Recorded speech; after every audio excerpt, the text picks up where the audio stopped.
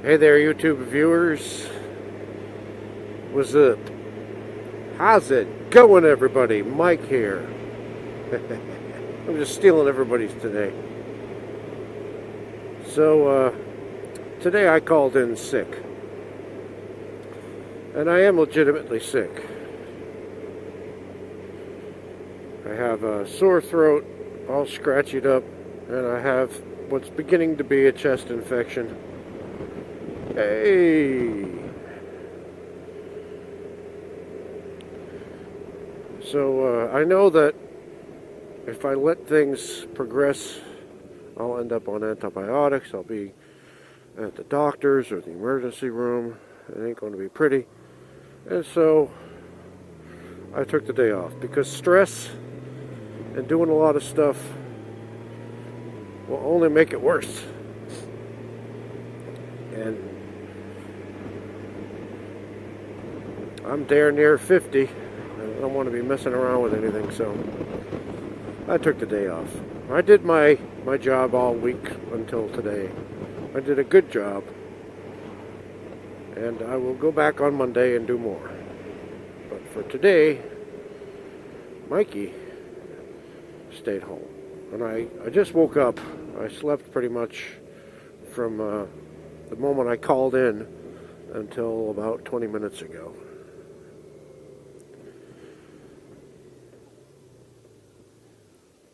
And I'm hungry. Ogburn berries and produce, 3.2 miles. No, I'm not getting berries. Let's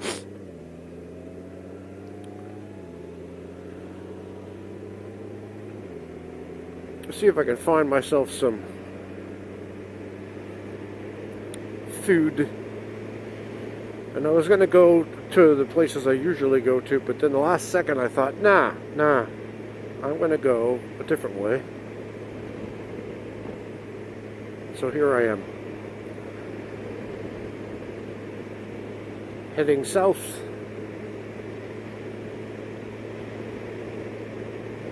And so today I guess I'd like to just kind of reflect on a couple of things that I've seen today.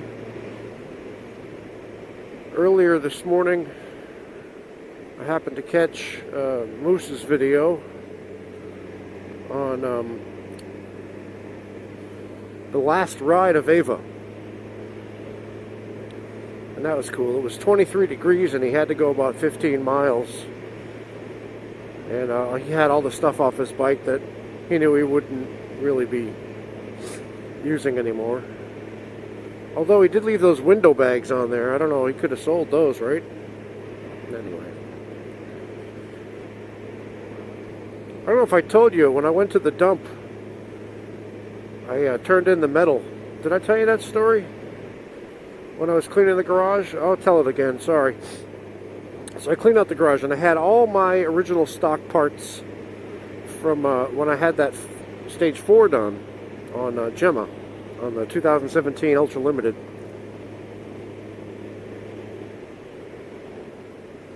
And hang on a sec, folks. I got something in my eye so bad I can't even see. Oh my God, that hurts. Oh, Lord of mercy. What the hell's in my eye? Ah. Oh, right in the corner. Oh, Jesus. It's like there was fire in my eye. Oh. I better be done.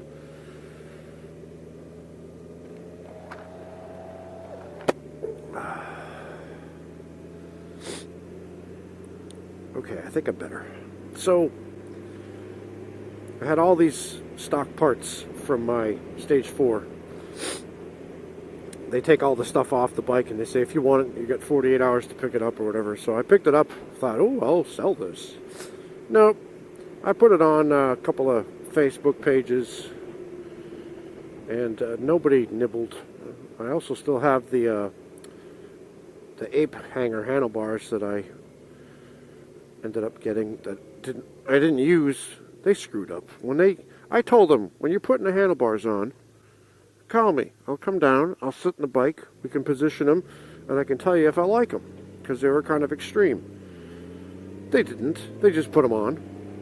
Okay, come pick up your bike. I hated them. Too late now. So I had to eat the cost of those things and then spend even more money on new ones and more money on them installing the new ones. Man, they've seen me coming. So I still have those if anybody wants them. Nobody wanted my parts, so I thought, let me go down to the recycling center, see if I can get some money for the metal. Gotta get some money for the metal, right? So I go down there with the pickup truck that I was renting.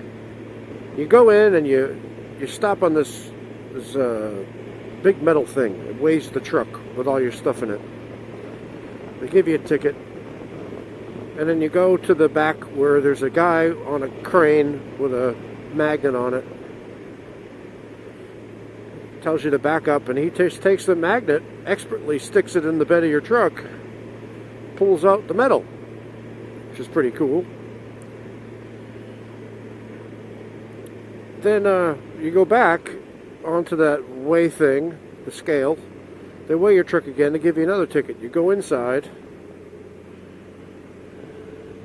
and then you get your money. So I'm talking like pistons, cylinder heads, I guess,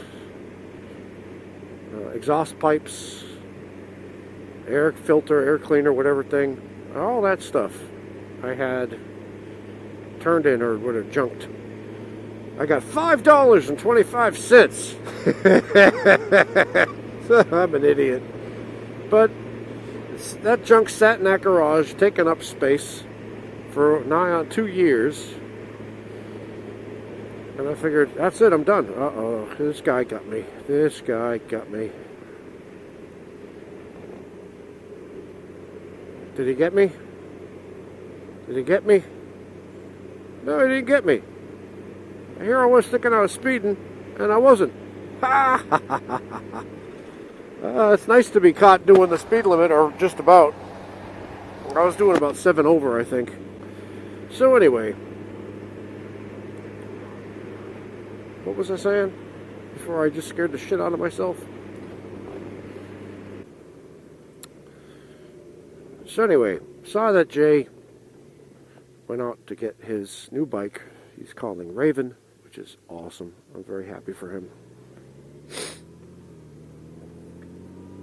And I hope that he loves his bike as much as I love mine. I know that he has crazy levels of skill, and so that bike will just suit his riding to a T, I think. Once he gets used to it. It'll take a little while. I'm still getting used to this.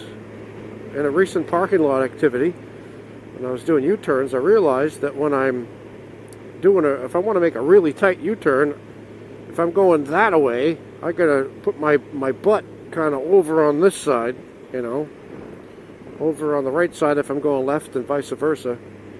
And that really stabilizes me, and I can lean the bike way over. No scraping, no feeling like it's going to tip. So I just learned that. It took me long enough. I guess when you're ready, you're ready. I tell that to my students. Sometimes if they're failing a class and they feel bad about it, I said, look, language acquisition isn't a straightforward thing. Some people are talented at it, and they can pick up languages very simply. Other people are not. Don't beat yourself up if you're not. Or for a particular language, you might not be as good as for others. When you're not ready to learn something, you're not going to learn it, no matter how hard you try. So the example I give them is when I was, I don't know, about 4, my mom tried to teach me how to tie my sneakers. I had those little Converse type sneakers on. She tried to teach me how to tie them, and I could not learn. She said, you know, cross them, and then you pull one under, and you tighten it down, and then you make a loop with one, you make a loop with the other, and then you bend one over the other, and you pull it through. And when she got to the pull it through part, she totally lost me. I remember that. She showed me 3 or 4 times. I couldn't get it. She got all mad. My sisters tried. My sister Debbie tried the bunny ear method. Oh, this bunny ear and that bunny ear, and no, no. Second you said pull it through, you lost me. 35. Locked in. So they said, screw you. You're too dumb to know, too dumb to learn. Walk around without shoes or whatever. And I flopped down the street to this guy at a corner store. His name was John. He owned this little corner store in my neighborhood. It was cool. He had one of those bottle openers in the wooden wall in the back of his store that was there from the 1800s. And he would walk over with the Cokes. Back then they had the bottles, and he would just kind of go, you know, get the cap off, and the cap would go down inside the wall there. He looked like the Pepperidge Farm guy. Anyway, so John tied my shoes. I'll never forget looking at the top of his bald head as he was tying my shoes that day. And then, of course, I don't remember what happened after that. Years went by. So now it's 1970, I would say 7. Probably 77. And I'm upstairs in my bedroom. Now we're in Lynn, Massachusetts, no longer in Somerville. And I go to put on my shoes, and like normal, I was going to go downstairs and ask my mom to tie my shoes. But this day was different. This day, I knew. I just knew. I'm ready. So, I went downstairs and I said, Ma, show me how to tie my shoes. And she says, oh, Jesus, not this again. I already tried. You're not learning. I said, no, no, no. Trust me. Show me how to do it. She showed me one time. Bam, I had it. It was easy. And I've been a proud shoe tyer ever since. Just goes to show you, when you're ready to learn something, you'll learn it. If you're not ready to learn something, you ain't going to learn it. So language teachers who get mad at their students for not learning it when the teacher taught it one time, they really are kind of being ignorant, because when you're learning something, to be ready, and then B, you have to use it. And if you don't use it, you're not going to remember it, most likely, and you're going to have to learn it again. And so then you get this teacher, I just taught this to you last week, and you're already forgetting. Well, it's because the students in the language class here in America, they hear English from the teacher. They use a little bit of English during the day. And the second they talk to anybody from their country or back at home, when they go home for the day, it's all in their language. And they can't use English with each other because it's just socially not acceptable. And the teachers always say, English only in my classroom. You're forcing them to do an unnatural thing without explaining why.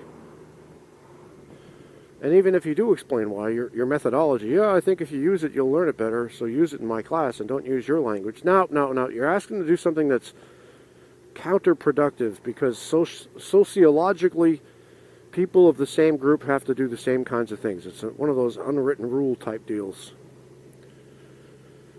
If I'm an American in France and another American approaches me, and I know he speaks English, I know he's American, and he knows I speak English, and I'm an American, and I speak French to him, he's going to look at me like, look at this asshole. Thinking he's better than me, trying to speak French to me. Speak English. And that's why it takes a long time to learn a language. That's one of the reasons, anyway. Yes. I think I will do this.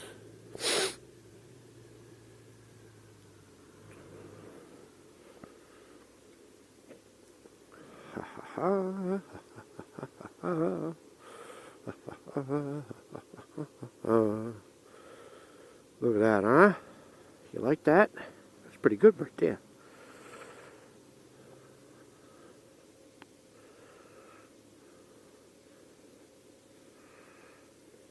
I'm gonna get lunch.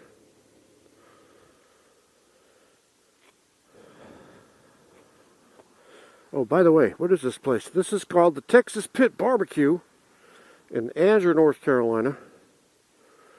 We're going to get some barbecue and go home. It's my Kaylee 7. Talk to you later.